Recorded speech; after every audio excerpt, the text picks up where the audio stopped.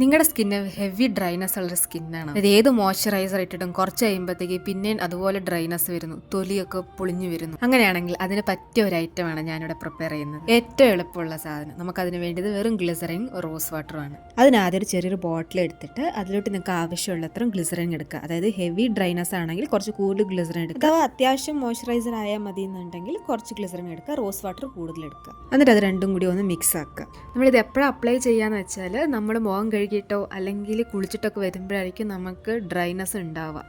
അപ്പോൾ അന്നേരം അപ്ലൈ ചെയ്താൽ മതി. ഇത് ഞാൻ എൻ്റെ സ്കിന്നിന് എപ്പോഴാണ് ഇൻട്രൊഡ്യൂസ് ചെയ്തതെന്ന് വെച്ചാൽ എനിക്ക് ഒരു സമയത്ത് നല്ല പിമ്പിൾസ് ഉണ്ടായിരുന്നു. ആ സമയത്ത് എൻ്റെ സ്കിന്ന് ഭയങ്കര സെൻസിറ്റീവ് ആയിരുന്നു. അത് എന്ത് അപ്ലൈ ചെയ്താലും ഈ പിമ്പിൾസ് കൂടിക്കൊണ്ടിരിക്കുമായിരുന്നു. അതുമല്ല ബാംഗ്ലൂരിലെ ക്ലൈമാറ്റിൽ നമുക്ക് മോയ്സ്ചറൈസർ ഇടാണ്ട് പുറത്തു പോകാനും പറ്റില്ല, നല്ലോണം ഡ്രൈ ആക്കും. അങ്ങനെയാണ് ഞാൻ എൻ്റെ സ്കിന്നിൽ ഇത് ഇടാൻ തുടങ്ങിയത്.